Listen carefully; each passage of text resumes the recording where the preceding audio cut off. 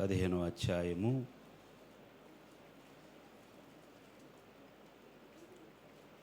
యోహాను సువార్త 15వ అధ్యాయం.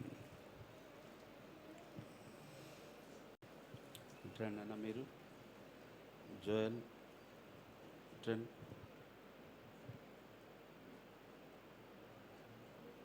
ప్రశాంత్, ఇంకెవరు, చిన్ను, ఇట్రండి స్టేజ్ మీదకి రండి, స్టేజ్ మీదకి రండి, ఇటు వచ్చి నిలబడండి. ఓకే, దేవునికి స్తోత్రం.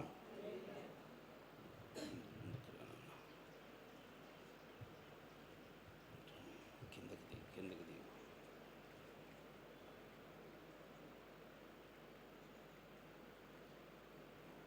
పొట్టిగా ఉన్నా,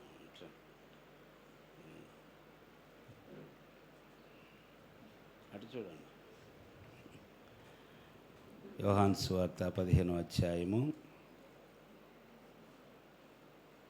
మొదటి 3 వచనాలు చదువుకుందాం. నేను నిజమైన ద్రాక్షావల్లిని, నా తండ్రి వ్యవసాయకుడు. నాలో ఫలింపని ప్రతి తీగను ఆయన తీసి పారవేయును. ఫలించు ప్రతి తీగ మరి ఎక్కువగా ఫలింపవలెనని దానిలోని పనికిరాని తీగలను తీసివేయును. నేను మీతో చెప్పిన మాటను బట్టి మీరిప్పుడు పవిత్రులై ఉన్నారు. చాలు. యేసు ప్రభు తాను సిలువకు అప్పగించబడటానికి ముందుగా, పస్కా పండుగ అయిన తర్వాత తన శిష్యులతో సంభాషించినటువంటి సందర్భం ఇది. యోహాను సువార్త 13వ అధ్యాయం, 14వ అధ్యాయం, 15, 16 అధ్యాయాలు, ఇదంతా కూడా ప్రభువు చేసిన సంభాషణ. చాలా లోతైన ఆత్మీయ విషయాలు ప్రభు ఆ దినాల్లో తన శిష్యులతో పంచుకున్నట్లుగా మనం గమనిస్తూ ఉన్నాం.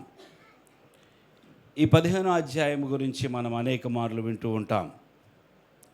క్రైస్తవ జీవితం అంటే ఇది పేరుకు మాత్రమే క్రైస్తవ్యము కాదు, కానీ ఇది నిత్యము ప్రభు కొరకు ఫలించే జీవితం. దేవుని స్తోత్రం చెల్లిద్దాం. ఏ జీవితం చెప్పండి? ఫలించే జీవితం. దేవుని బిడ్డలమైన మనము ఫలించాలి, క్రీస్తు కొరకు ఫలించాలి. మన క్రైస్తవ జీవితములో ఫలభరితమైన క్రైస్తవ జీవితము ఉండాలి. ప్రభు ఏం చెప్తూ ఉన్నారు ఇక్కడ 15వ అధ్యాయంలో?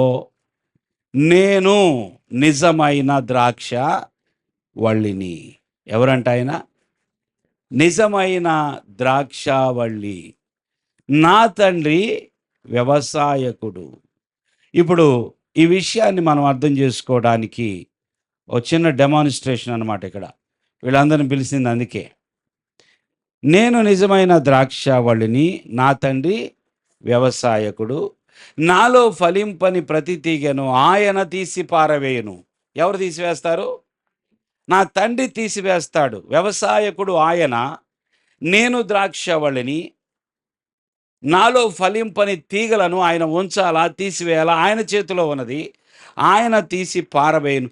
ఫలించు ప్రతి తీగ మరి ఎక్కువగా ఫలింపవలెనని దానిలోని పనికిరాని తీగలను తీసివేయును. దానిలోని పనికిరాని తీగలను తీసివేయును.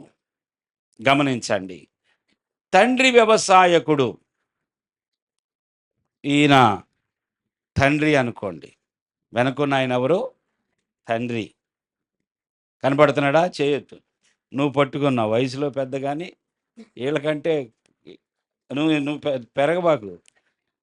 ఇంకా లెగుస్తున్నాడు జోయల్. చూడండి, ఈయన తండ్రి వ్యవసాయకుడు. యేసు ప్రభు ఇక్కడ ఉన్నాడు. ఈయన చేయొద్దు. యేసు ప్రభు మాట్లాడుతున్నాడు. నేను ఎవరిని అంటున్నాడు? ద్రాక్షావల్లి. ఈ చేయొద్దు. ఈయనెవరు? తండ్రి వ్యవసాయకుడు. ఈయనెవరు?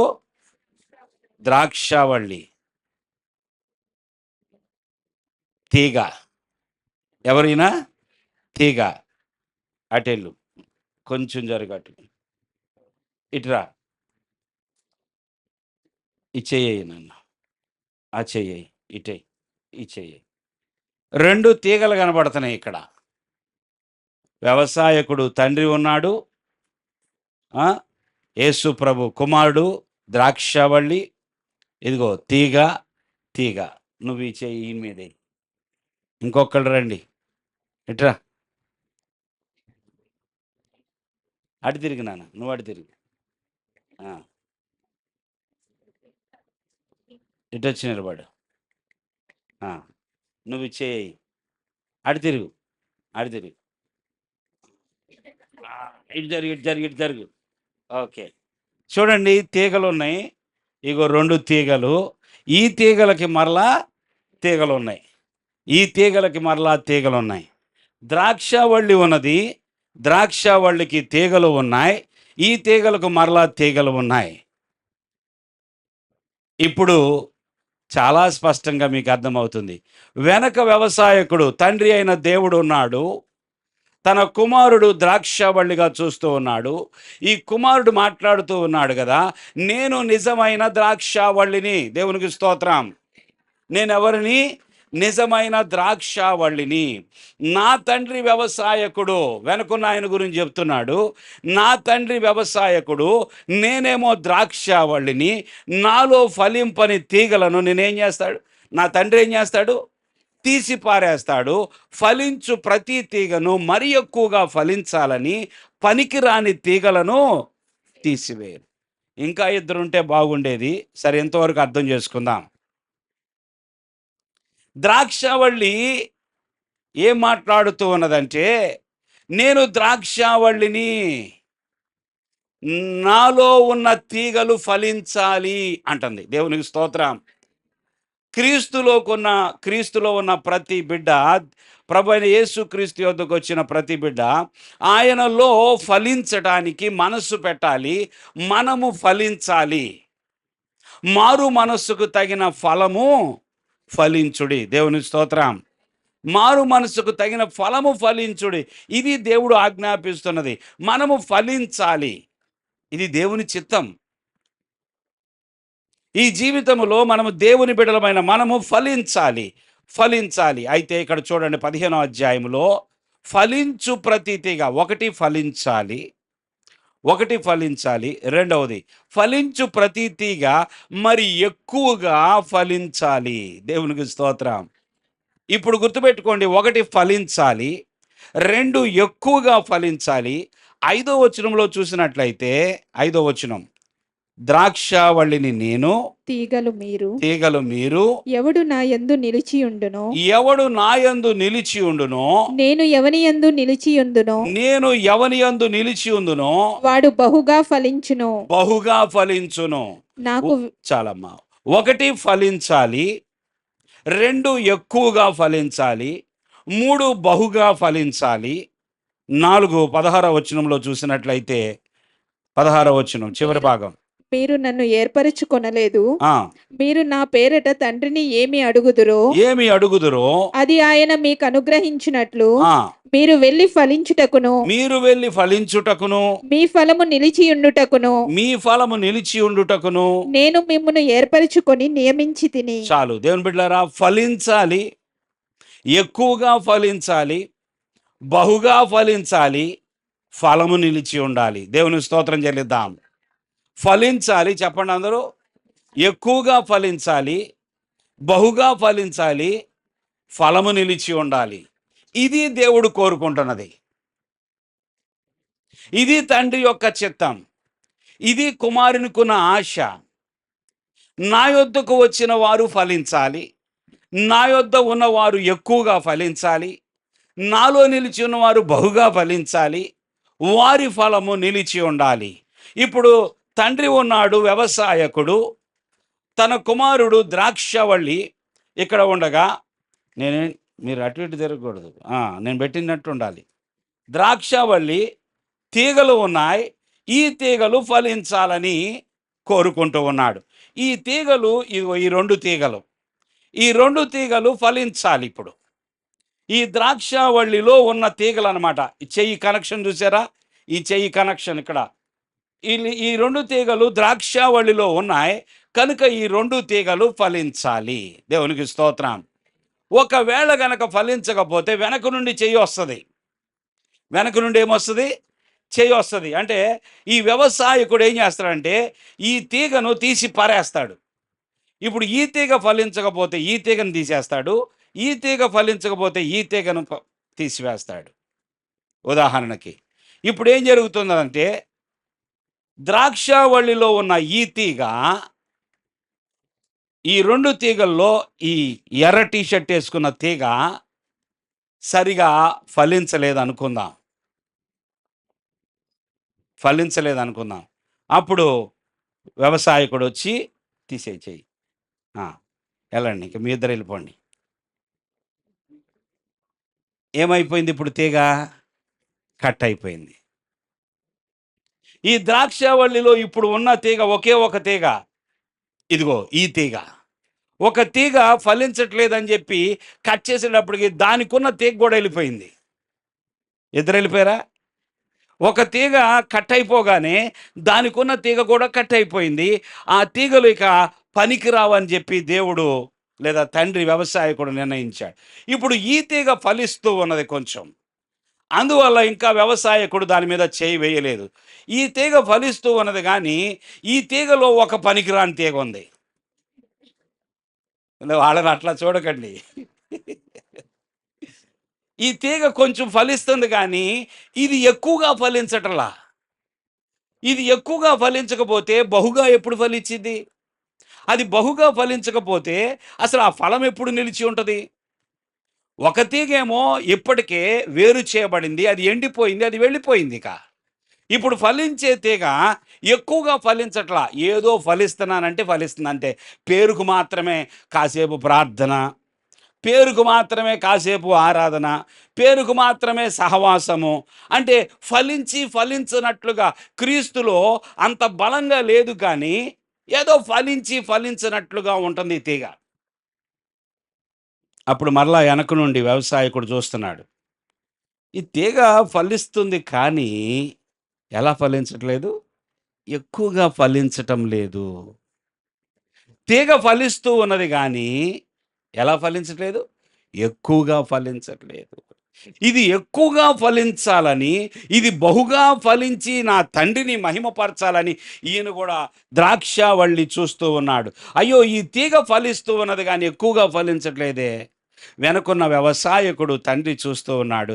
అందుకని ఈయన ఏం చేశాడంటే ఈయన ఎక్కువగా ఫలించాలని చెప్పి, ఈయన బహుగా ఫలించాలని చెప్పి పనికిరాని తీగ ఒకటి ఉంటే ఆ తీగను కత్తిరించడానికి వెళ్ళాడు.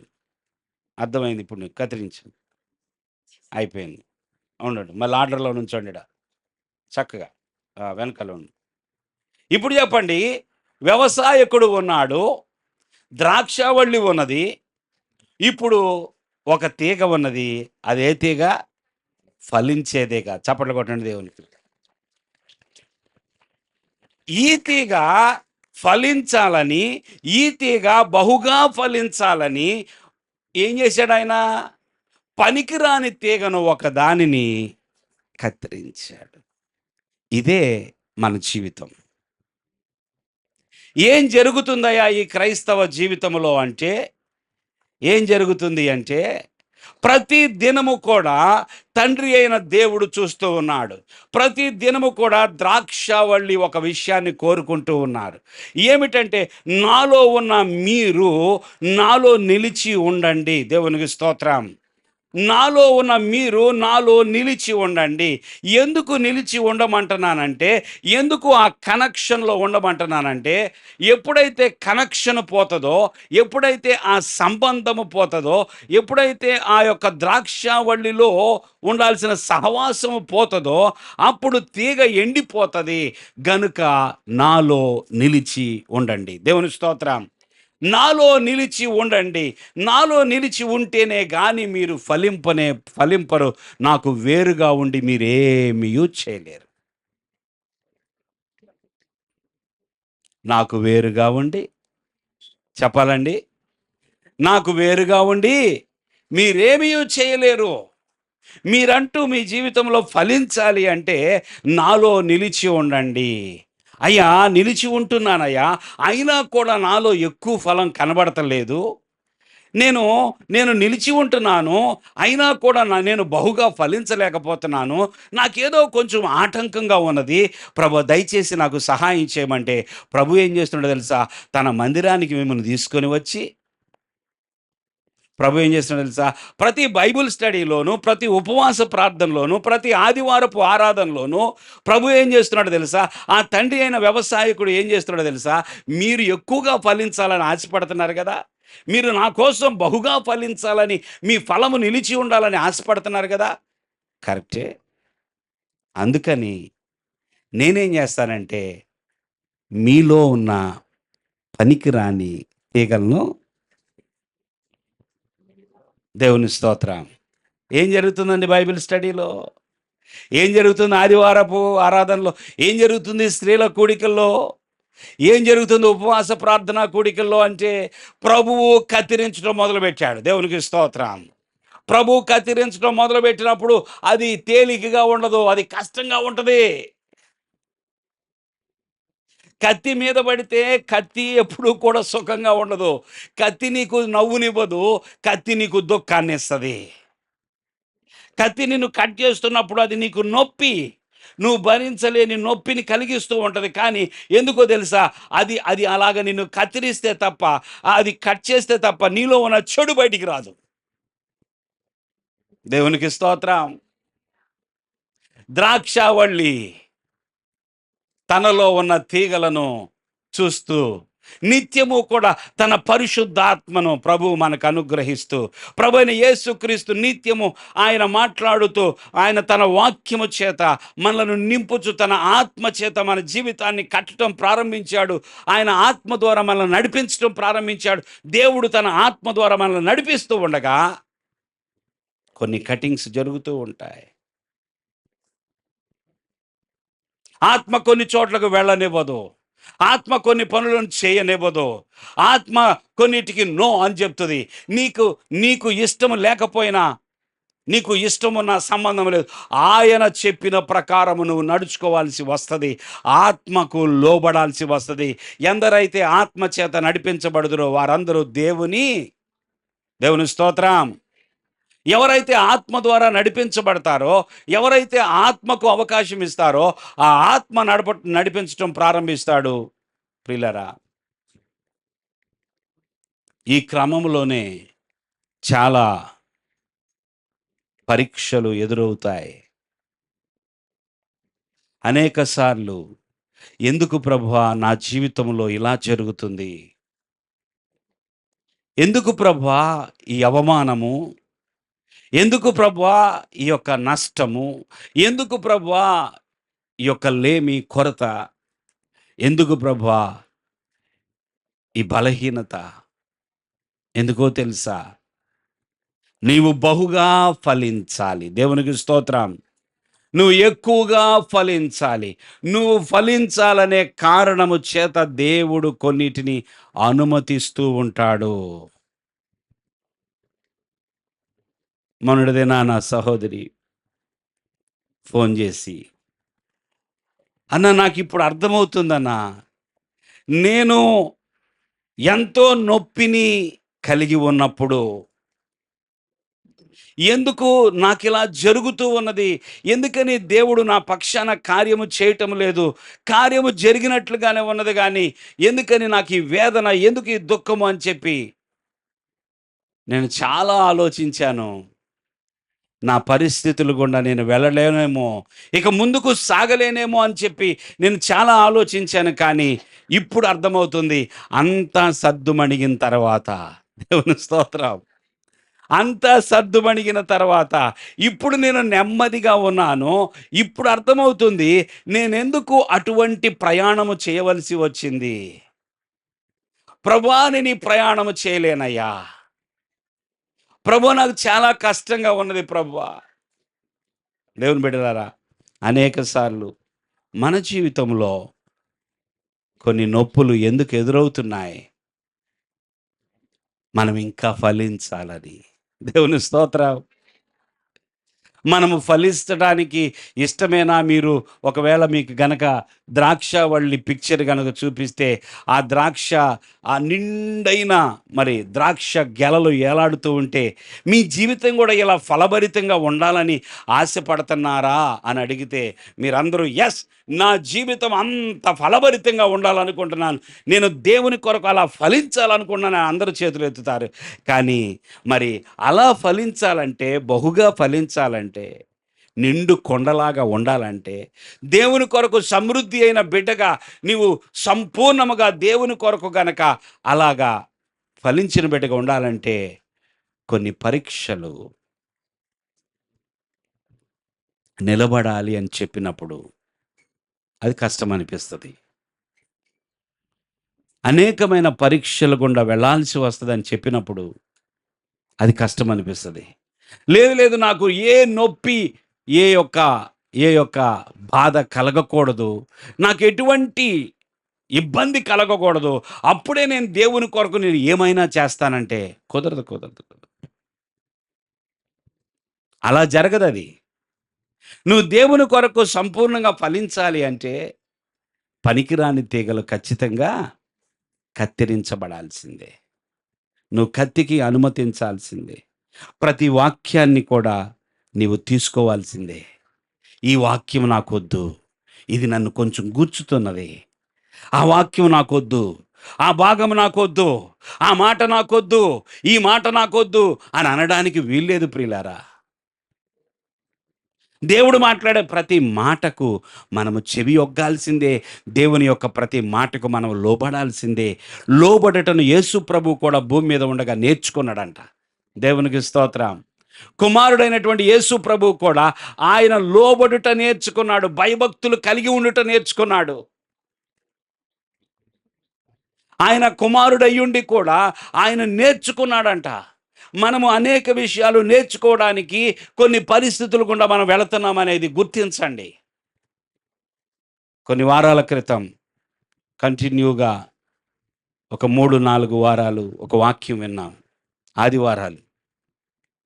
దేవుని ప్రేమించు వారికి చెప్పండి, అనగా ఆయన సంకల్పము చొప్పున పిలువబడిన వారికి మేలు కలుగుటకై సమస్తమును.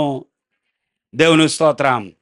ఈ మాట మరి 3 వారాలు దేవుడు మాట్లాడితే మీరు ఎంతవరకు దాన్ని తీసుకోగలిగారు? ఎంతవరకు దాన్ని నమ్మగలిగారు? నిజంగా నా జీవితంలో ఇప్పుడు ఏమి జరుగుతున్నదో నా మేలు కోసం ఇది సమకూడుతుంది. దేవుని స్తోత్రం. నేను మేలు పొందుకోవడానికి, నేను మేలు అనుభవించటానికి, నేను ఆశీర్వదించబడటానికి పిలువబడ్డాను. ఆ మేలు కోసమే ఈ పరిస్థితులు నాకు ఎదురుపడ్డాయి.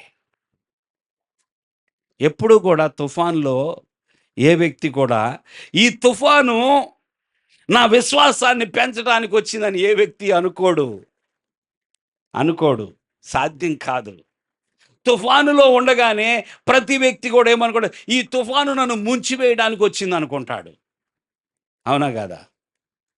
అంతేనా? లేకపోతే నా విశ్వాసం డెవలప్ అవడానికి, నేను విశ్వాసంలో ఇంకా ఉన్నత స్థాయికి లేపబడటానికి, నేను దేవుని కొరకు, దేవుని మహిమ కొరకు కనబడటానికి మనం ఎవరమంటే ఈ భూమి మీద సాక్షులం. దేవుని స్తోత్రం. ఎవరమండి? ప్రభువుకి సాక్షులుగా ఉండటానికి దేవుడు మనల్ని ఏర్పాటు చేసుకున్నాడు. మనము సాక్ష్యం ఇవ్వాలంటే, మనము దేవుని మహిమపరచాలంటే, ఆయన మహిమ కొరకు గనక మనము నిలబడాలంటే, నా ద్వారా దేవుడు మహిమపరచబడాలని కోరుకునే వ్యక్తివైతే నువ్వు ప్రతి తుఫానులో కూడా నువ్వు నిలబడి ఆ ద్రాక్షావళిలో నిలిచి ఉండి ఈ తుఫానుని ఎలా ఎదుర్కోవాలో తెలుసుకోవడమే మన బాధ్యత. దేవుని స్తోత్రం. నాలో నిలిచి ఉండండి. అనేక సార్లు కొంచెం తీగలు కొట్టుకుంటున్నాయా? అనేక సార్లు కొంచెము సెగ తగలగానే, కొంచెం వేడి తగలగానే దేవుని విడిచిపెట్టి, ప్రార్థనను విడిచిపెట్టి, సహవాసమును పోగొట్టుకొని, వాక్య ధ్యానం పోగొట్టుకొని, ఆరాధన అంటే ఇష్టం లేక, అరే నిన్న మొన్నటి దాకా ఎంత ఉజ్జీవంగా ఉంది ఈ వ్యక్తి, ఎంత ఎంత దేవుని కొరకు మండిపోతున్నట్టు కనపడింది, ఈరోజు ఏంటి మొహం అంతా మార్చేసుకొని ఉంది. అంతే, కొన్ని తీగలు నిలిచి ఉండవు. ఎవరు వాటిని తాడుబెట్టి కట్టలేరు. కొన్ని తీగలు నిలిచి ఉండవు. అవి నిలిచి ఉండవు కనుక అవి ఎండిపోతాయి. అవి ఎండిపోయినప్పుడు అవి ఎందుకు పనికొస్తాయి? కాల్చబడటానికి. దేనికంటండి? ఎండిపోయిన తీగలతో ఏంటి ఉపయోగం? ఎండిపోయిన వాటిని కాల్చటానికి తప్ప దేనికి ఉపయోగం లేవు. అవి అవి నిలిచి ఉండవు గనక ఏది వచ్చినా మనము నిలిచి ఉండాలి. ఈరోజు ఇందాక ప్రార్థనలో కూడా నేను జ్ఞాపకం చేస్తున్నాను మీకు. ఇద్దరు వ్యక్తులు ఇల్లు కడుతున్నారంట. ఒకరేమో బండ మీద తన ఇల్లు కట్టుకుంటున్నారు. ఇల్లు కట్టుకున్న ప్రతి వ్యక్తి తన ఇల్లు కూలిపోవాలని కడతాడా, లేకపోతే నా ఇల్లు బాగుండాలని కట్టుకుంటాడా? నా ఇల్లు బాగుండాలి, ఎవరి ఇల్లు పడిపోయినా, పక్కడోడి ఇల్లు పడిపోయినా నా ఇల్లు మాత్రం బాగుండాలనుకుంటారు కదా. ఇల్లు కట్టుకునే ప్రతి వ్యక్తికి ఆ ఇల్లు నిలబడాలనే ఉంటుంది. కానీ ఈ ఇల్లు కట్టేటప్పుడు వారు కట్టే విధానాన్ని బట్టి ఆ ఇల్లు నిలబడుతుందా లేదా బయట వారు చెప్తారు. నువ్వు ఎంత బాగా ఎంత సుందరంగా కట్టినప్పటికీ ఆ ఇల్లు యొక్క ఆ యొక్క స్టాండర్డ్, దాని యొక్క పునాదిని బట్టి ఆధారపడి ఉన్న దేవుని స్తోత్రం. అందుకే ప్రభు ఏమన్నాడు? నా మాట చొప్పున. ఎలాగంటండి? కాబట్టి ఈ నా మాటలు విని ఏం చేయాలి? మొట్టమొదట దేవుని బిడ్డలు ఆయన మాటలు ఏం చేయాలండి? వినాలి. వినాలి. దేవుని స్తోత్రం. వింటున్నట్టుగా మాత్రం యాక్షన్ చేయకూడదు. వింటున్నట్టుగా మాత్రం యాక్షన్ చేయకూడదు. ప్రభు ఏం కోరుకున్నాడంటే నా మాట వినాలి అంటున్నాడు. విన్న తర్వాత వినిన ప్రకారము కట్టమంటున్నాడు. వినిన ప్రకారము కట్టండి అని. ఏంటి కట్టేది? ఎవరైతే దేవుని యొక్క మాట వింటారో విన్నట్లుగా ఆ విన్న మాట ప్రకారం జీవితాన్ని మార్చుకుంటే, ఆ విన్న మాట ప్రకారం నడుచుకోవడం ప్రారంభిస్తే వారి ఇల్లు బండ మీద కట్టబడుతుంది. దేవునికి స్తోత్రం. వినాలి, విన్న ప్రకారము కట్టాలి కదా. నోవాహుతో దేవుడు మాట్లాడుతున్నాడంట. ఏం మాట్లాడుతున్నాడు? నోవాహు, నీ ఒక ఓడను నిర్మించయ్యా, ఎందుకంటే ఈ భూమి మీద ఉన్న మనుషులు నరులందరూ చెడిపోయారు, వీరందరినీ కూడా నేను తుడిచివేయబోతున్నాను, ఒక్కసారి ప్రక్షాళన చేయబోతున్నాను, ఈ భూమి మీద ఇక ఏ జీవి ఉండదు, నీ కోసం చెప్తున్నాను, నీవు మాత్రము ఒక ఓడను నిర్మించుకో. దేవుని స్తోత్ర. అప్పుడు నోవాహు అందరి వలె దేవుడంట ఈ భూమి మీదకి నీళ్లను తీసుకురాబోతున్నాడంట. ఆ జలము చేత, ఆ నీళ్ల చేత ఈ భూమి అంతటిని కప్పివేయబోతున్నాడంట. ఇదంతా జరిగే పన? అసలు నీళ్లు ఆకాశం నుండి ఎలాగొస్తాయి? ఇంతవరకు చూడలేదు కదా. భూమి నెరవేడుస్తుంది, ఆకాశము నుండి నీళ్లు కుమ్మరించబడతాయి అని ప్రభు మాట్లాడుతున్నాడు. నోవాహు అది వరకు చూడని విషయము వింటున్నాడు. విన్న తర్వాత విన్న మాట ప్రకారము ఈయన ఓడ నిర్మించడం ప్రారంభిస్తే ప్రతి ఒక్కరూ నవ్వడమే, ప్రతి ఒక్కరూ హేళన చేయటమే. నోవాహు, ఏమైందయ్యా నీకు? ఏం కొంచెం తేడా వచ్చినట్టుంది నీకు? ఉన్నట్టుండి నువ్వేంటి చాలా ప్రయాసపడుతున్నావు, ఏదో చెక్కలు తీసుకొస్తున్నావు, వాటిని కట్ చేస్తున్నావు, వాటిని అన్నిటిని పేరుస్తున్నావు, ఏదో నిర్మిస్తున్నావు. ఏంటంటే ఇది దేవుడు నాతో మాట్లాడి ఉన్నాడు, రాబోయే రోజుల్లో జలప్రళయం రాబోతుంది, తప్పించుకోవాలంటే ఓడను నిర్మించుకోమని చెప్పాడు నాకు ప్రభు అని చెప్పంటే ఎవరు వినలేదు, ఎవరు నమ్మలేదు. ఒక సమయం వచ్చింది, జలప్రళయం రానే వచ్చింది. ఏమైంది? నోవాహు భార్య, నోవాహు కుమారులు, కోడళ్ళు 8 మంది ఓడలోకి వెళ్ళిపోయారు. ప్రభు చెప్పాడు ప్రతి జీవిలో నుంచి 2 జతలుగా పెట్టమని. అవన్నీ లోపలికి వెళ్ళిపోయినాయి. జలప్రళయం రానే వచ్చింది. ఏమైపోయింది? భూమి మీద ఉన్న సర్వజీవులు, నరులతో సహా మిగతా జీవులన్నీ నాశనం అయిపోయినాయి.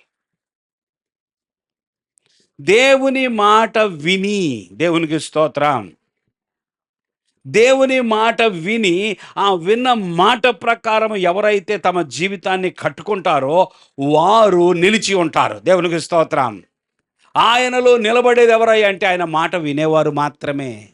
ఎలా నిలిచి ఉండాలండి? యేసుక్రీస్తులో ఆయన మాట విని ఆయన మాట ప్రకారం నడవండి. అదే నిలిచి ఉండటం. ఏంటి నిలిచి ఉండటం అంటే? లేచి నిలబట్టమా? ఇలా నిలబట్టమా? క్రీస్తులో నిలబడటం అంటే ఏమిటి? ఏంటి నిలబడటం అంటే? ఆయన మాట ప్రకారము చేయటమే. ఎవరు నా మాట విని దాని ప్రకారము చేయునో. దేవునికి స్తోత్రం. ఆయనలో నిలిచి ఉండటం అంటే ఆయన మాటకు విలువనివ్వడం, ఆయన మాటను వినటం, ఆ మాట ప్రకారం జీవితాన్ని కట్టుకోవడం. నిన్నటి దినాన స్త్రీల కూడికలో ఏం వింటున్నారు మీరు? తండ్రి ప్రేమ గురించి వింటున్నారు. దేవునికి స్తోత్రం. అనేక సార్లు మనం అనుకుంటూ ఉన్నాం మనల్ని దేవుడు ద్వేషిస్తాడని, దేవుడు మనలను పూర్తిగా నాశనం చేస్తాడని, మనం ఏదో ఒక చిన్న తప్పు జరగగానే, ఒక పొరపాటు జరగగానే దేవుడు ఇక మనల్ని దగ్గరికి రానివ్వడని మనం అనుకుంటాం. కానీ నిన్న స్టోరీలో అర్థమైంది కదా, తండ్రి ప్రేమ ఎంత గొప్పదో, తండ్రి యొక్క క్షమాపణ ఎంత గొప్పదో, ఆయన హృదయము తన బిడ్డల కోసం ఎంతగా తప్పిస్తూ ఉంటుందో కదా. ఎలా వస్తున్నాడో తెలుసా? కుమారుడు చూస్తేనే అసహ్యం పుట్టిద్ది అనమాట. ఇంట్లో నుంచి వెళ్ళేటప్పుడు ఎంతో రాజకుమారులాగా వెళ్ళాడు. ఇప్పుడు భిక్షగాడు వలె వస్తున్నాడు.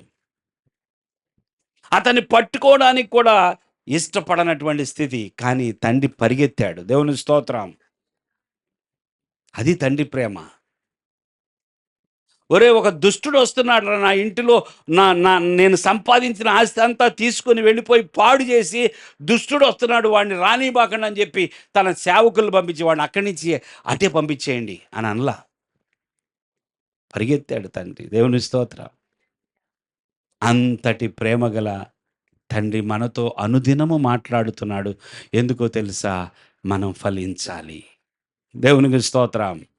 ఒకవేళ ఏదైనా సరే నేను ఫలించలేని స్థితిలో ఉన్నానంటే, నీకు ఏది ఆటంకంగా ఉన్నదో దానిని కట్ చేయటానికి కూడా దేవుడు మాట్లాడుతూ ఉంటాడు. కొన్నిసార్లు మనం అనుకుంటాం, పాస్టర్ గారికి ఈ విషయం కూడా తెలిసిపోయినట్టుంది, నా గురించే మాట్లాడుతున్నాడు, ఇది ఎవరో లీక్ చేసినట్టున్నారు, ఇది ఎవరో చెప్పేసినట్టున్నారు, నేను పలానా చోట ఇలా మాట్లాడానని ఈ వార్త ఎవరో చెప్పేసినట్టున్నారు, అందుకనే ఆ వాక్యం తీసి మాట్లాడుతున్నాడు అని మీరు అనుకుంటారు. ఏదైనా మాట్లాడాలంటే, ఏదైనా తప్పు జరిగితే, మీరు నిజంగా సంఘానికే కీడు చేస్తున్నారు అనుకోండి, ఒకవేళ డైరెక్ట్గా వచ్చి మాట్లాడతాం, తప్పేముంది? ఇండైరెక్ట్గా మాట్లాడాల్సిన అవసరం ఏముంది? సిస్టర్ మీరేంటి ఇలా మాట్లాడుతున్నారంట నా గురించి? సరే, నా గురించి ఇలా మాట్లాడటానికి సరే మీది కరెక్ట్ అని రుజువుపరచండి అని డైరెక్ట్గా వచ్చి మాట్లాడతాం. వాక్యం తీసే మాట్లాడు. వాక్యం ఎప్పుడూ కూడా రెండంచులు గల ఖడ్గం. దేవుని స్తోత్రం. ఆ వాక్యం వచ్చేటప్పుడు మీరు కూర్చొని అబ్బో నాకు గుచ్చుకుంటుంది అని మీరు అనుకుంటారు. అది అనేక సార్లు ఇక్కడ గుచ్చి అటుకొచ్చిద్ది, ఇక్కడ గుచ్చి అటు వచ్చింది. అది గమనించుకోవాలి. ప్రభు నాకు గుచ్చుకుంటుందని చెప్పి నేను చెప్పటం మానేస్తే, నాకు గుచ్చుకోని విషయాలే మీకు చెప్తే నేను ఎండిపోతా. నన్ను ఏదైతే పొడుస్తుందో అది కనుక నేను మరుగు చేసి మాట్లాడుతూ ఉంటే చివరికి నేను ఎండిపోతాను. వెనకున్న వ్యవసాయకుడు నన్ను కట్ చేస్తాడు. అగ్నికే పనికొచ్చేది. ప్రియులారా, దేవుడు కత్తిరించటానికి, ఎందుకంటే మనం ఫలించాలి గనక ఆయన కత్తిరించటానికి ఆయన మాట్లాడుతూ ఉంటాడు. ఆయన మాట వినాలి. దేవుని స్తోత్రం. అనేక సార్లు పిల్లలు డాడీ నాకు ఇష్టం లేదు అంటారు. ఏమంటారు? నాకు ఈ సబ్జెక్ట్ ఇష్టం లేదంటారు. లేదు నాన్న, నీకు ఇష్టం లేకపోయినా ఈ తరగతిలో ఈ సబ్జెక్టు నువ్వు చదవాల్సిందే. నాకు కష్టంగా ఉంది డాడీ. కష్టంగా ఉన్నా నువ్వు 1కి 4 సార్లు ప్రాక్టీస్ చేసి, 1కి 4 సార్లు విను. అవసరమైతే నీకు ట్యూషన్ పెట్టిస్తాను. ఈ సబ్జెక్ట్ నీకు కష్టంగా ఉన్నా, ఈ సబ్జెక్ట్ నువ్వు చదవాల్సిందే. చదివిస్తున్నామా లేదా? ఆ? అవసరమైతే ట్యూషన్స్ పెట్టిస్తున్నామా? ఎంత కష్టమైనా సరే అది చదివించే వరకు మనము ఆగట్లేదు. మన పిల్లల్ని కష్టాన్ని కూడా నడిపిస్తున్నాం. నువ్వు చదివితేనే బాగుపడతావు, నువ్వు చదివితేనే పాస్ అవుతావు, నువ్వు చదివిన తర్వాతే ఉద్యోగం కొడతావు అని చెప్తున్నామా? మరి తండ్రి అయిన దేవుని స్తోత్రం చెల్లించండి. ఆయన కూడా అదే మార్గంలో నడిపిస్తున్నాడు. ప్రభు నాకు కష్టంగా ఉందయ్యా, నేను నడు నాన్న నడు. నీకు ఇప్పుడు కష్టంగానే ఉంటుంది, రేపొద్దున నీకు సుఖం ఉన్నది, రేపొద్దున నీకు ఆశీర్వాదం ఉన్నది. గనుక నీకు ఎదురవుతున్న ప్రతి పరీక్షలో, నీకు ఎదురవుతున్న ప్రతి నష్టములో, అవమానములో నువ్వు నిలబడు నా కోసం. నువ్వు ఫలిస్తావు. దేవుని స్తోత్రం. నువ్వు ఫలిస్తావు. ఫలించాలనుకునేవారు మనస్సు పెట్టి ఆయనలో నిలిచి ఉండటానికి సిద్ధపడండి. దేవుని స్తోత్రం. దేవుడు ద్రాక్షావళిగా పాత నిబంధనలో ఇశ్రాయేలీని ఏర్పాటు చేసుకున్నాడంట. ఒక మాట చదువుదామా? యెషయా గ్రంథము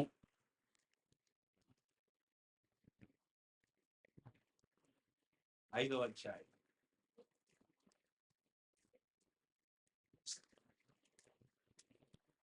యెషయా గ్రంథము 5వ అధ్యాయం 1వ వచనం నుండి చూడండి.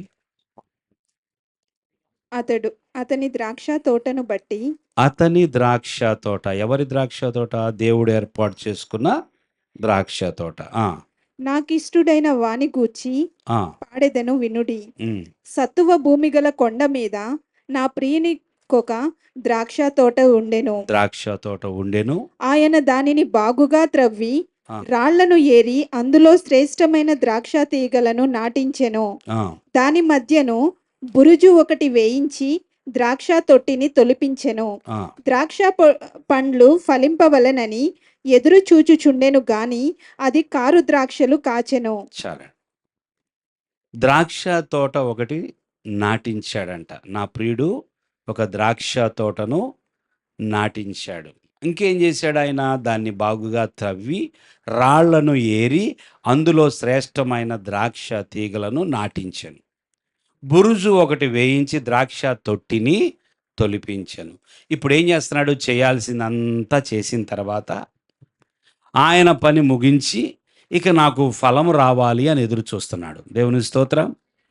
దేవుడు అన్నీ చేసిన తర్వాత ఆయన ఫలము కోసం ఎదురు చూస్తున్నాడు. ఈ పాత నిబంధనలో ఆయన ఏర్పాటు చేసుకున్న ద్రాక్ష తోట ఎవరయ్యా అంటే ఇశ్రాయేలీలు. ఎవరండి? ఇశ్రాయేలీలు. ఆయన కోరుకుంటున్నాడు మంచి ఫలాలు వస్తాయేమో, బాగా తిని సంతోషిద్దామని ఎదురు చూస్తుండగా ఈ ద్రాక్ష ఏమైందంట? ద్రాక్ష పండ్లు ఫలింపవలనని ఎదురు చూచుండని కానీ అది కారు ద్రాక్షలు కాచెను. ఏ ద్రాక్షలు చెప్పండి? తినొచ్చా తినకూడదా? చూడండి, మీరు కూడా ఒక 1/2 కేజీ ద్రాక్ష పళ్ళు తెచ్చుకున్నారు మార్కెట్లో. ఇంటికి వచ్చిన తర్వాత నోట్లో పెట్టగానే భయంకరమైన పులుపు ఉన్నాయి అనుకోండి, ఏం చేస్తారు? అయ్యో, అక్కడే తిని చూసినట్లయితే బాగుండేదే, గబుక్కునే కొనేసాను, పై రూపం బాగుందిలే అని చెప్పి తెచ్చేసుకున్నాను. ఈ 1/2 కేజీ ద్రాక్ష పండ్లు ఇప్పుడు మేము తినలేం గనక తీసి పారేయటం మంచిది. భయంకరమైన పులుపైనా తింటాం కానీ చేదైతే చేదు ఇక అసలే లేదు. ఇప్పుడు దేవుడు ఎదురు చూస్తూ ఉండగా నాకు పండ్లు వస్తాయి, నాకు పండ్లు వస్తాయి, నాకు పండ్లు వస్తాయి అని ఎదురు చూస్తుంటే కారు ద్రాక్షలు వచ్చినాయి అంట. ఏం చేయాలి? ఇంత కష్టపడ్డానే, నాటాను, బురుజు కట్టించాను, రాళ్ళు వేరి పారేశాను, ఎంతో ప్రయాసపడ్డాను, నేను చేయాల్సిందంతా చేశాను, అయినా కూడా నాకు కోరుకున్న ఫలము రాలేదు. చూడండి, కిందకు చదువుదాం. కావున యెరూషలేము నివాసులారా, యూదా వారలారా, నా ద్రాక్ష తోట విషయము నాకు న్యాయము తీర్చవలనని మిమ్ము వేడుకొనుచున్నాను. నేను నా ద్రాక్ష తోటకు చేసిన దానికంటే మరేమి దానికి చేయగలను? చూసారా ప్రశ్న? నేను నా ద్రాక్ష తోటకు చేసిన దానికంటే ఇంకా ఏం చేయాలి? మనం అంటాం గదా! అరే! నిన్ను చదివించలేకపోయినా కూడా మంచి స్కూల్లోనే వేశాను. ఆ! అందరికంటే ఒక విధంగా ఒక శ్రేష్టమైన స్కూల్‌లో ఫీజులు ఎక్కువైనా కూడా నిన్నక్కడే చదివించాను. నీకు కావలసిన బట్టలు కొన్నాను. నీకు కావలసిన బుక్స్ కొన్నాను. నడిచి నువ్వు కష్టపడకూడదని ప్రతిరోజు నిన్ను స్కూలుకి తీసుకొని వెళ్ళి దించాను. లేదా ఆటో మాట్లాడాను. నీకేం తక్కువ చేశాను? చివరికి నువ్వు ఫెయిల్ అయిపోతావా? అంటారా? అనరా? అనరా మీ పిల్లల్ని? అరే భలే ఫెయిల్ అయ్యావే అంటారా? ఏం తక్కువ చేశానని? నీకేం తక్కువ చేశానని? ఏమి తక్కువైంది? నేను చేయగలిగింది అంతా చేసిన తర్వాత నేను కోరుకున్నది నువ్వేమి స్కూల్ ఫస్ట్ రావాలని కాదు. కనీసం పాస్ అవ్వాలని కోరుకున్నాను. ఏం కోరుకున్నాను? కనీసం పాస్ అవ్వాలని కోరుకుంటే నువ్వు పాస్ కూడా అవ్వలేదు కదా! ఇప్పుడు దేవుని బాధ ఎలాగుందో తెలుసా? నేను మీకు అన్నీ చేశాను గానీ మీరు నా కోసం ఫలించడం లేదు. మీకు నేను ఏం తక్కువ చేశానని నాకు దూరంగా ఉంటున్నారు. మీకు నేను ఏం కొరత చేశానని నాలో నిలిచి ఉండటం లేదు.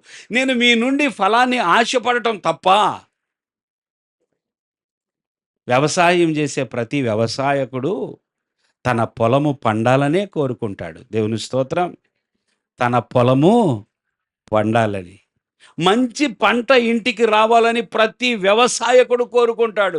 అది రానప్పుడు ఎంత బాధో తెలుసా? ఎంత దుఃఖమో! అందుకే కదండీ చాలామంది రైతులు ఏం చేస్తూ ఉంటారు చెప్పండి? పంట పంట రాలేదని ఏం చేస్తున్నారు? చాలామంది చనిపోతూ ఉంటారు.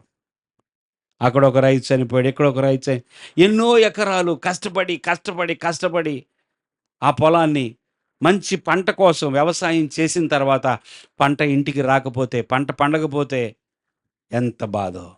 ఇప్పుడు దేవుడు ఏమంటున్నాడు తెలుసా? నాకు న్యాయం కావాలంటున్నాడు. దేవుని స్తోత్రం. దేవుడు నేను అన్నీ చేసినా కూడా నా కోసం ఫలించలేదు గనుక, నాకు కావలసిన ఫలము రాలేదు గనుక న్యాయం కావాలంటున్నాడు. న్యాయం ఏం చేసాడు ఇప్పుడు ఇక్కడ చూడండి కిందకి. అది ఆ! ద్రాక్ష పండ్లు కాయునని ద్రాక్ష పండ్లు కాయునని నేను కనిపెట్టినప్పుడు అది కారు ద్రాక్షలు కాయుటకు కారణమేమి? కారణమేమి? ఆ! ఆలోచించడి. నేను నా ద్రాక్ష తోటకు చేయబో కార్యమును ఆ! మీకు తెలియచెప్పెదను. ఇప్పుడేదో చేస్తాడంటండి. ఇప్పటి వరకు ఏదో చేశాడు ఆయన. కానీ ఫలం రాలేదు. ఇప్పుడు ఏం చేయబోతున్నాడో చూడండి. అది చెప్తాడంట. నేను అది మేసి వేయబడునట్లు. అబ్బా! నంబర్ 1 నేను అది మేసివేయబడునట్లు. ఆ! దాని కంచెను కొట్టివేసెదను. అది త్రొక్కబడునట్లు దాని గోడను పడగొట్టి దాని పాడు చేసేదను. అది శుద్ధి చేయబడదు. పారతో త్రవ్వబడదు. దానిలో గచ్చ పొదలను బలురక్కసి చెట్లను బలిసియుండును. దాని మీద వర్షింపవలదని వర్షమే పడదు. మేఘములకు ఆజ్ఞ ఇచ్చెదను. ఇశ్రాయేలు వంశము సైన్యములకు అధిపతియగు యెహోవా ద్రాక్ష తోట. అది ఎవరో కాదండి, ఇశ్రాయేలు వంశము సైన్యములకు అధిపతియగు యెహోవా ద్రాక్ష తోట. యూదా మనుష్యులు ఆయనకిష్టమైన వనము. ఆయన న్యాయము కావాలనని చూడగా బలాత్కారము కనబడెను. నీతి కావాలనని చూడగా రోదనము వినబడెను. స్థలము మిగులకుండా మీరు మాత్రమే దేశములో నివసించినట్లు ఇంటికి ఇల్లు కలుపుకొని పొలమునకు పొలము చేర్చుకొను మీకు శ్రమ. దేవుడు ఏం చేశాడంటే, మీకు అన్నీ ఇచ్చి ఇదిగో నా ప్రజలని నేను చెప్పుకున్నందుకు మిమ్మలను ఐగుప్తు దేశంలో నుండి తీసుకొచ్చి, యెషయా ప్రవక్త ఏం మాట్లాడుతున్నాడు? భవిష్యత్తులో రాబోయే బబులోను యొక్క శ్రమకు ముందు మాట్లాడుతున్న మాటలు ఇవి. మిమ్మల్ని ఐగుప్తులో నలిగిపోతున్నారు కదా అని మిమ్మల్ని నా చేత్తో తీసుకొని వచ్చి శ్రేష్టమైన స్థలం ఇచ్చి, మీకు శ్రేష్టమైన జీవితం ఇచ్చి, ఇప్పుడు మీరు నన్ను బాగా సేవిస్తారని, నన్ను పూజిస్తారని, నన్ను ఆరాధిస్తారని, నా కోసం నిలిచి ఉంటారని, నాలో ఉంటారనుకుంటే, న్యాయం కనబడాల్సిన చోట రోదన వినబడుతుంది, నీతి కనబడాల్సిన చోట అవినీతి కనబడుతుంది. ఇదేనా మీరు నాకు ఇచ్చేది? కదండి. దేవుని సన్నిధికి వచ్చి మందిరం నుంచి బయటికి వెళ్ళిన తర్వాత, మంచి వాక్య సందేశం విని బయటికి వెళ్ళిన తర్వాత, అన్యుల కంటే, దేవుని ఎరగని వారి కంటే నీచంగా ఎవరైనా ప్రవర్తిస్తే ఏమనిపిస్తుంది చెప్పండి? అరే, ఇప్పుడేగా చర్చికి వచ్చి వెళ్ళింది, అంత మంచి పవర్ఫుల్ మెసేజ్ విని ఏమైపోయింది, బయటికి వెళ్ళి ఇంత నీచంగా ప్రవర్తిస్తుంది ఏంటి ఈమె? అయ్యో, నేను అన్నీ చేశాను కదా, మీకు చేయాల్సిందంతా చేసిన తర్వాత మీరెందుకు ఇలా? అందుకే మీరు తక్కువేయబడతారు, అందుకే మీరు మేసివేయబడతారు, మీ స్థానం ఉండదు, ఇక మీకు స్థలమే ఉండదు. అది జరిగిందా లేదా? 70 సంవత్సరాల చెర. దేవుడు ఏం మాట్లాడుతున్నాడు ప్రియులారా? దేవుడు ఎప్పుడు ప్రేమ గల దేవుడే. మాట వినకపోతే, ఫలించకపోతే, ఫలించే విధంగా ఆయన తీర్పు తీరుస్తాడు. దేవుడు తీర్పు తీర్చిన తర్వాత దాన్ని ఎవరూ అడ్డుకోలేరు. దేవుని తీర్పుని ఎవరూ తట్టుకోలేరు. దేవుని తీర్పుని ఎవరూ మార్చలేరు. ఇశ్రాయేలీలు అనేక మార్లు దేవుని ద్వారా శిక్షింపబడ్డారు. కారణం వారి అవిధేయత. అందుకే మనం ఇల్లు కట్టుకునేటప్పుడు చాలా జాగ్రత్తగా ఆయన మాట ప్రకారం కట్టుకోవాలి. దేవుని స్తోత్రం. ఎవ్వరూ వచ్చి నీకు కట్టి పెట్టరు, నీ ఇల్లు నువ్వే కట్టుకోవాలి. ఏవయ్యా ఇటుకలు, ఏదయ్యా సిమెంట్ అంటే ఆయన మాటలే, ఆయన మాటలే. నీ నీ ఇల్లు నిలబడాలి అంటే, నీ మీదకి ఎటువంటి శోధన వచ్చినా, పరీక్ష వచ్చినా, నువ్వు నిలబడాలి అంటే, నువ్వు క్షేమంగా ఉండాలంటే, నీ ఇల్లు బాగుగా కట్టబడాలి. ద్రాక్షావళిని నేను, తీగలు మీరు. మీరు ఫలించాలని కోరుకుంటున్నాను. దేవుని యొక్క ఆశ అది. ప్రియులరా, మనందరము ఈ అంత్య దినాల్లో, ప్రేమ తరిగిపోతున్న ఈ దినాల్లో మనము దేవుని కొరకు ఫలించుదాం. దేవుని స్తోత్రం. దేవుని కొరకు బహుగా ఫలించటానికి మనల్ని మనం సిద్ధపరచుకుందాం. మనము నిత్యము కూడా ఆయన యొక్క సన్నిధిలో నిలిచి ఉండటానికి మనము నేర్చుకుందాం. దావీదు అంటాడు కదా, ప్రభువా, నేను ఏ పాటి వాడినయ్యా, నేను నీ సన్నిధిలో ఉండటానికి, నా కుటుంబం నీ సన్నిధిలో ఉండటానికి నువ్వు నన్ను ఏర్పాటు చేసుకున్నందుకు నీకు కృతజ్ఞుడినయ్యా. నిత్యము నా కుటుంబం నీ సన్నిధిలోనే ఉండాలి. హల్లెలూయా. నీ సన్నిధిలో ఉండాలి ప్రభువా. నీ వాడిగా నేను ఉండాలి ప్రభువా. దేవుడు తన పరిశుద్ధాత్మని ఇచ్చాడు. ఎందుకో తెలుసా? మనము ఆ పరిశుద్ధాత్మ ఫలాన్ని కలిగి ఉండాలని. యోహాను సువార్తకు మరలా రండి, వెనక్కి రండి. 15వ అధ్యాయం ముగింపులో మరికొన్ని మాటలు.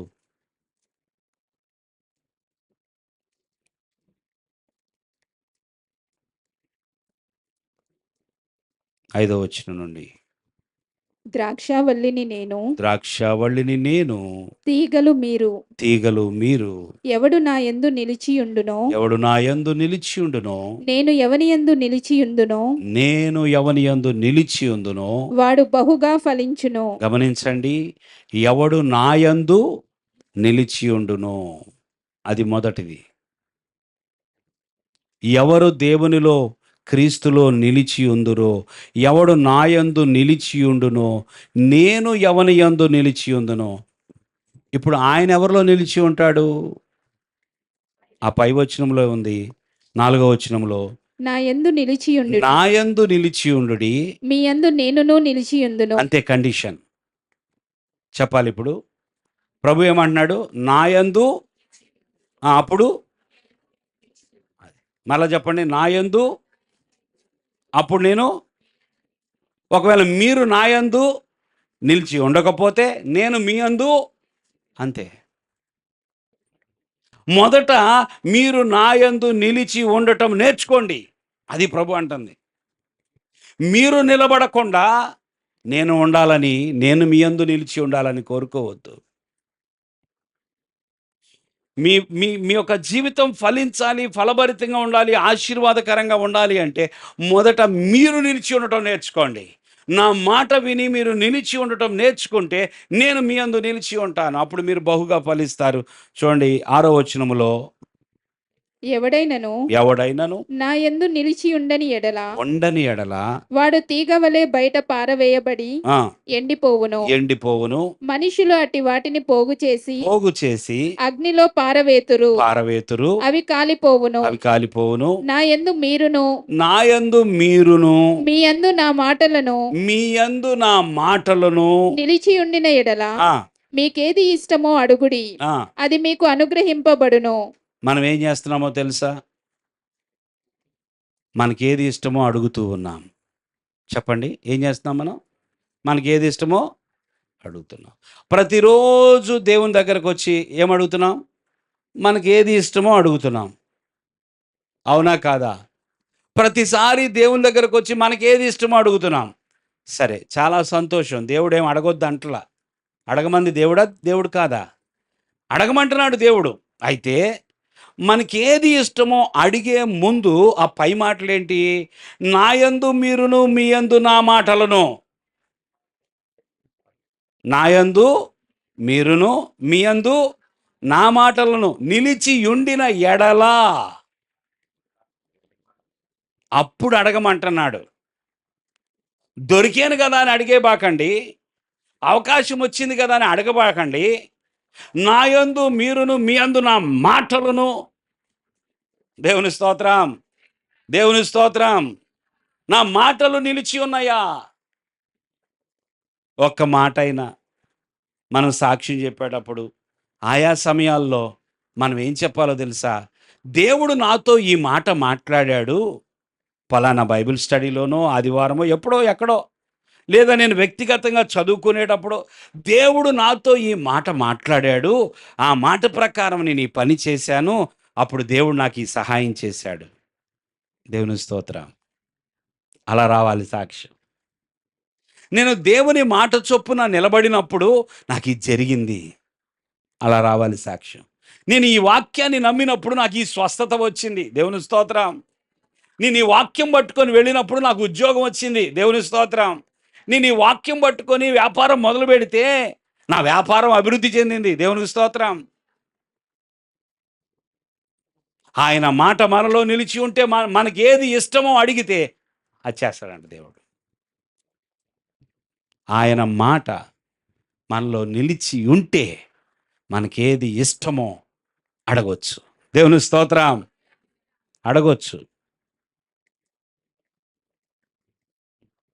దేవుడు చేయలేదంటూ ఏమీ లేదు. దేవుని స్తోత్రం. ఆయనకు అసాధ్యమైంది ఏదీ లేదు. మనం అనేక సార్లు ఇష్టమైనవి అనేకమైన వాటిని పెడుతున్నాం, కానీ ఒక మాట కూడా నిలిచి ఉండట్లా.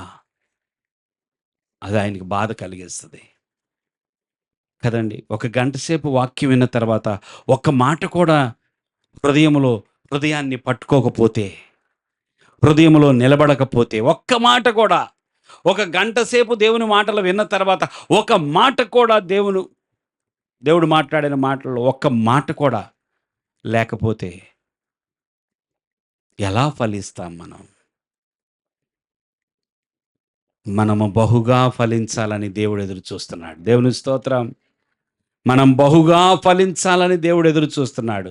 మనం విస్తారంగా ఫలించాలని ఈ భూమి మీద ఒక ఆశ. నేనైతే అన్ని విషయాల్లో అలాగే కోరుకుంటా. ఏ దేవుని బిడ్డ ఏ విషయంలో ఫలిస్తున్నా కూడా చాలా ఆనందిస్తూ ఉంటా. ప్రభువా, వాళ్ళు ఇంకా ఫలించాలి ప్రభువా, వాళ్ళు ఇంకా ఫలించాలి ప్రభువా. ఒకరు బాగా ప్రార్థన చేస్తుంటే, ప్రార్థనలో గడుపుతున్నారని వింటే ఇంకా ప్రార్థనలో ఫలించాలయ్యా.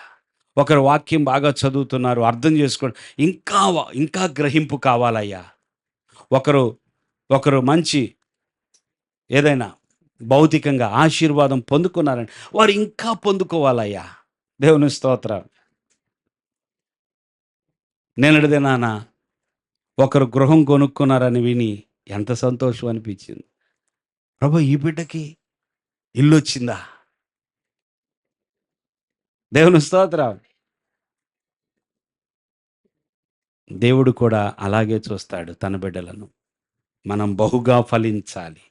మన మనసు ఎప్పుడు భూ సంబంధమైన వాటి మీద ఉంటుంది. దేవుడు పరసంబంధమైన వాటితో మొదలు పెడతాడు. దేవుని స్తోత్రం. మొదట ఆయనలో ఫలించాలని, తర్వాత అన్ని విషయాల్లో ఫలించాలని. ఒకవేళ రివర్స్ గనక బ్లెస్సింగ్ స్టార్ట్ అయితే, రివర్స్ స్టార్ట్ అయిందనుకోండి, అంటే మొదట ఈ భూమి మీద అన్ని విషయాల్లో అభివృద్ధి చెంది దేవునిలో లేకపోతే అదే మనలను అగ్నిగుండానికి తీసుకొని వెళ్ళేది. ఒకడు సర్వలోకమును సంపాదించుకొని తన ప్రాణాన్ని పోగొట్టుకుంటే వానికి ఏమీ ప్రయోజనం. అందుకే ప్రియుడా, నీ ఆత్మ వర్ధిల్లుచున్న కొలది చెప్పండి, అన్ని విషయాల్లో వర్ధిల్లుదువు. నీ ఆత్మ వర్ధిల్లుచున్న కొలది నువ్వు అన్ని విషయాలలో వర్ధిల్లుదువు. దేవుడు మనం వర్ధిల్లాలని కోరుకుంటున్నాడు, ఆశీర్వదించబడాలని కోరుకుంటున్నాడు. అది ఇక్కడి నుంచి ప్రారంభించబడాలి. ఆయన మాట ఇక్కడ నిలిచి ఉంటే మనం ఫలించడం మొదలు పెడతాం. అన్ని విధాలా ఫలిస్తాం. ఆత్మీయంగా ఫలిస్తాం, భౌతికంగా ఫలిస్తాం. దేవునికి స్తోత్రం. నన్ను బలపరచు వాని యందు నేను సమస్తమును చేయగలను, సమస్తమును చేయగలను. మనల్ని దేవుడు ఎప్పుడు బలపరుస్తాడో తెలుసా? మనం ఆయనలో నిలిచి ఉండాలి, మనలో ఆయన మాట నిలిచి ఉండాలి. దేవుని స్తోత్రం. తల వంచండి, ప్రార్థన చేసుకుందాం.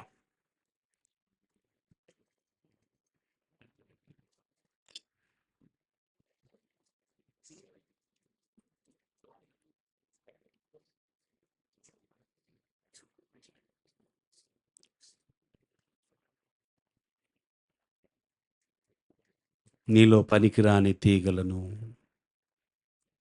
కత్తిరించటానికి నువ్వు అనుమతిస్తున్నావా?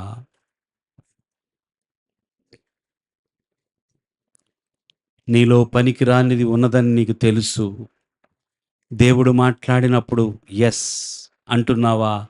దాన్ని ఇంకా దాచిపెట్టాలని చూస్తున్నావా? సహోదరి, నువ్వు ఫలించవు, జాగ్రత్త. కత్తెర వచ్చినప్పుడు సరిచేయబడటానికి సిద్ధపడు. ఎస్ ప్రభువా, నేనే ప్రభువా, నాలో ఉన్నది ప్రభువా, నన్ను కడుగు నాయనా, నన్ను క్షమించు నాయనా, ప్రభువా నన్ను సరిదిద్దు నాయనా. పశ్చాత్తాపముతో వస్తే తండ్రి హత్తుకొని ముద్దు పెడతాడు. యాక్షన్తో వస్తే దగ్గరకు కూడా రాలేవు. పశ్చాత్తాపముతో నేను పాపము చేశాను, నా తండ్రికి పరలోకమునకు విరోధంగా పాపము చేశానని వచ్చినప్పుడు హత్తుకుంటాడు. అలాంటి మారు మనసు లేకుండా వస్తే ఆ యాక్షన్కే వదిలిపెట్టేస్తాడు. నువ్వు బహుగా ఫలించాలి, నువ్వు ఎక్కువగా ఫలించాలి, నీ ఫలము నిలిచి ఉండాలి. నువ్వు ఈ లోకాన్ని విడిచిపెట్టినా కూడా ఒకటి, నీ ఫలం మాత్రం కనబడాలి. ఇక్కడ ఎంత ఓర్పు కలిగిన సహోదరి ఆమె, ఎంత దయగలిగిన సహోదరుడు ఆయన, ఎంత ప్రార్థనా శక్తి కలిగిన సహోదరుడైనా అని నీ ఫలం గురించి మాట్లాడాలి. నువ్వు ఉండకపోవచ్చేమో, నీ ఫలం మాత్రం ఉండాలి. అది దేవుడు కోరుకునే ఫలం. మొదటిగా నువ్వు ఫలించాలి, రెండవదిగా నువ్వు ఎక్కువగా ఫలించాలి, మూడవదిగా నువ్వు బహుగా ఫలించాలి, నాలుగవదిగా నీ ఫలం నిలిచి ఉండాలి. ఎంతోమంది దైవజనులు లోకాన్ని దాటి వెళ్ళిపోయారు, కానీ వారి ఫలం మాత్రం కనబడుతూనే ఉన్నది. ఇంకా మనము వారి ఫలాన్ని అనుభవిస్తూ ఆనందిస్తూనే ఉన్నాం. ఎంతోమంది దైవజనులు లోకాన్ని దాటి వెళ్ళిపోయారు, ఎంతోమంది సహోదరులు సహోదరులు, ఇంకా వారి ఫలాన్ని మనం అనుభవిస్తూనే ఉన్నాం. అలా ఉండాలి జీవితం, అలా ఉండాలి జీవితం. ప్రభువా నన్ను కత్తిరించు అని అడుగుతావా? ప్రభువా నేను ఫలించున్నట్లుగా, నేను కారు ద్రాక్షలు కాయకుండా నీకు మంచి ఫలాలు ఇచ్చినట్లుగా నన్ను కత్తిరించు ప్రభువా, నాలో పనికిరాని తీగలను తీసివేయమని అడుగుతావా? ధన్యుడవు, ధన్యురాలవు. నాలో పనికిరాని తీగలను తీసివేయి ప్రభువా. నేను అందుకే ప్రభువా ఇంకా అనుకున్నంతగా ఫలించలేకపోయాను ఆయన.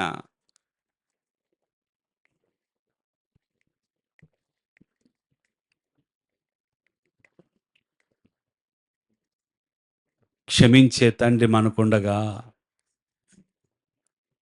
హత్తుకొని ముద్దు పెట్టుకునే తండ్రి మనకుండగా,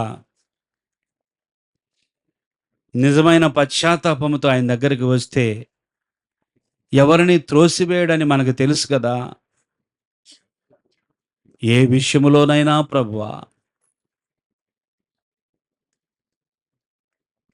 నన్ను సరిచేయి, నేను రెడీగా ఉన్నాను ప్రభువా, నేను బహుగా ఫలించాలి, బహుగా ఫలించాలి. స్తోత్రం తండ్రి. పనికిరాని తీగలున్నవి, ఫలమివ్వా అడ్డుచున్నవి. పనికిరాని తీగలున్నవి, ఫలమివ్వా అడ్డుచున్నవి.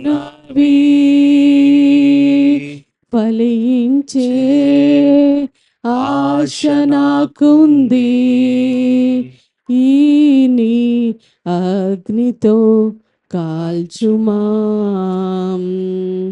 పరిశుద్ధ అగ్నితో కాల్చుమా, ఈ నీ అగ్నితో కాల్చుమా, పరిశుద్ధ అగ్నితో కాల్చుమా.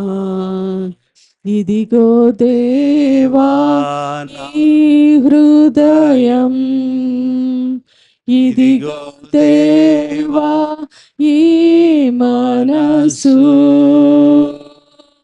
ఇదిగో దేవా ఈ దేహం, yes lord, ఈ నీ అగ్నితో కాల్చుమా, ఒప్పుకుందాం. పరిశుద్ధ అగ్నితో కాల్చుమా, ఈ నీ అగ్నితో కాల్చుమా, ఇదిగో దేవా పరిశుద్ధ అగ్నితో కాల్చుమా. ఇదిగో దేవా నా హృదయం, ఇదిగో దేవా నా మనసు, ఇదిగో దేవా నా దేహం, ఈ నీ అగ్నితో కాల్చుమా, పరిశుద్ధ అగ్నితో కాల్చుమా. దయచేసి మీరు పాడండి.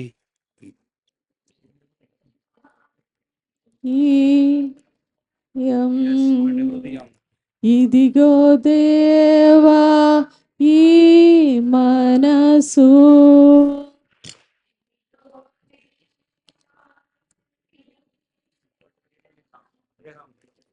ఈ